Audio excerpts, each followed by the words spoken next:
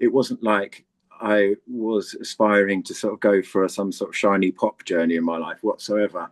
But it happened to be at the time that that music was quite fashionable, you know. So therefore, major labels were wanting to be a part of it, and you know, it's hard to say no to really when you know the next thing you know you're out in America and like Jay-Z's popping into the meeting because he just signed with Def Jam and he's popping in and saying hello, and you're just like, fuck me, you know, this is crazy. I mean, I like just got some wild stories from America. I mean, like one of the nights I just kind of thought this is absolutely bananas was like we were recording with Dave Sardi and doing our second album, and we're in like Hollywood, and Prince was playing in the Roosevelt Hotel. He was doing some private gig, and like it was before he did his big run of like little mini shows in London and all around the place. So it was still like, what? He's playing in a foyer in the hotel. It was like, yeah, I mean, obviously he's got a stage set up and stuff. But Dave Sardi was like, "There's no way I can get you tickets for that. Like, it's $5,000, and that's even then you need to know someone." It was some charity thing Prince was doing. I was a huge Prince fan. Me and Shaz turned up at about 2 in the morning. We'd been out that night, and I was in bed, and I phoned Shaz and was like to his room above the 101 cafe. I was like, Shaz, we're going to this Prince thing. I'm gonna get us in, and if we don't, then I'll pay for the taxi there and back. And Shaz was like, okay, you know, like we got in this taxi. We turned up outside the Roosevelt Hotel. There was his security. There was like the hotel, the crew that worked there, and then there was Prince's security. And I managed to like blag it in to blag us in. Basically, I said some cheesy line to like his top security, like, you know that 99% of the people in there probably know 1% of his music. You know, me out here, blah blah blah, probably know 99. You know, and anyway, the guy was like, "Oh Jesus, you know, you're so cheesy. You just get in."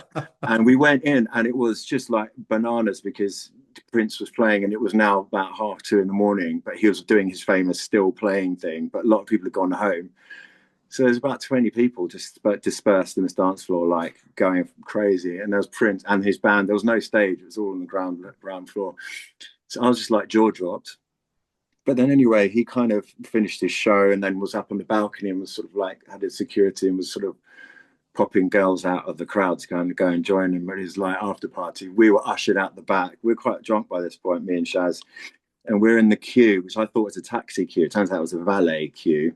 Not that we really knew the difference, but and I heard this guy next to me going, "Listen, man, like we go to this party or we go to that party. One's going to be good, the other one's going to be shit. It really doesn't matter, you know." And I just didn't even look up. I was like, I totally agree with you, man. Just like one's going to be all right, and you don't even know, do you? Until you get there, you just don't even know. So then this guy, like, I felt someone put these keys in my hand, and I looked up, and it's Patrick Swayze had just put his car keys in my hand and was like, "Mine's the black RV over there. Just get yourself in there, and I'll see you in a minute." So me and Shaz were like, "What?" So we were going around the car park, like bleeping this thing, you know, to try and get in the back. We jumped in the back of his boot like a couple of old Labradors and sort of shut the door behind us. There had all this fishing tackle in there. And anyway, he turned up and his brother was driving. So there's Patrick in the front with his brother, and then this back seat full of girls, and me and Shaz, like these two little dogs in the back, passing the keys through the little grill thing.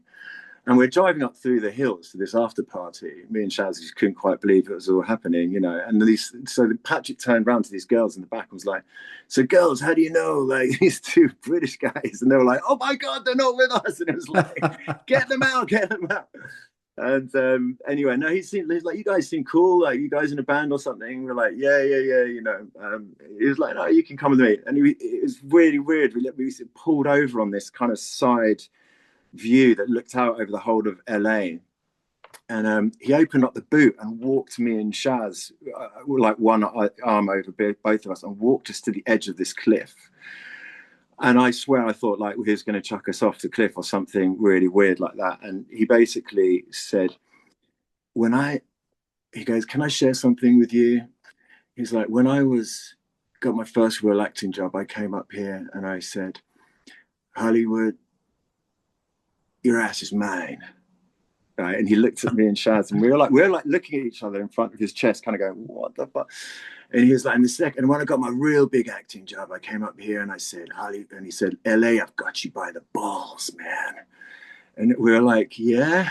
And he was like, you got anywhere like that where you just come to, where you just got to come and take stock? And I was like, I've got this caravan that we go to down in Devon once a year, and it's really special. He was like, exactly, man. Wherever it is, you just sometimes got to look out and you got to think about where your life is. You know what I mean? And Shaz was like, can we go to the party now, please? Yeah, sorry, man. Sorry, man. Anyway, we jumped in the back of the car. We turned up at this party, and then, like, it wasn't long so we were split up when we all got into this house party. And this owner of the party saw me walking around, not really knowing anyone, and basically pinned me up against the wall, and like said basically, I'm going to kick your fucking head. You're like, what the hell are you doing in this house? You don't know anyone. And I said, I'm here with a friend. I don't know where he's gone, but I came in with my friend. And he was like, I don't give a shit, and he put my hand up behind my back and slammed me up against the wall, like, like a cop would do or something. And I was like, I'm in real trouble here. And then suddenly, guess who turned up? The Sways. Right, yeah, yeah. Suddenly Patrick like bowled in and was like, excuse me, is there a problem here? This is him, he's one of my guys, he's one of my friends. What are you doing? And the guy was like, oh, I'm really sorry, let me get you a drink. And it was like, oh man. And the night went on and on and on. Eventually we turned up at the studio the next day, having not slept. And Dave Sardi was like, where the fuck have you been? It was like 1 o'clock in the afternoon, we haven't slept. And it was just like, well, we went to, it started off with the Prince thing, and yeah, but it was, it's kind of mad, but I mean, that's a crazy place anyway, but it was a bit of a ticket to ride. Sometimes we look back and kind of go, did that, like, when we did that actually happen, or am I kind of making that up? Is that sort of my brain gone a bit weird in time? Sometimes we have to remind each other. No, that's it, yeah. Was that kind of like peak of the madness type thing?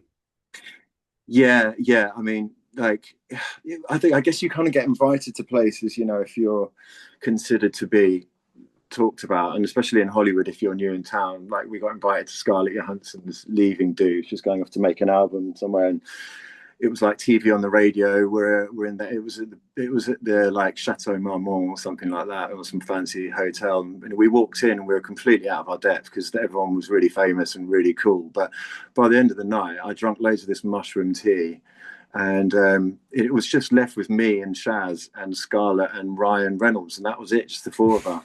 But the thing is, I said to her, I was like, how much tea have you meant to have to drink? Like, how much have you meant to have this stuff, because I was starting to feel a bit wobbly. And she was like, oh, I don't know, like, my friend Daniel made it or whatever, he always makes it, but like, I don't know, maybe like a cup or something. How many have you had? And I was like, I think I've had about five cups. And I just remember this look of like Scarlett and Ryan looking at each other and then looking at me with this seriously pitiful, like, oh God, are you all right? And then, like, suddenly I had like the worst, kind of whitey. I suddenly had to, Shaz kind of had to quickly escort me out of there before it got embarrassing. But yeah, but it's just one of those things, like, just say yes to everything, and like sort of strange things will follow.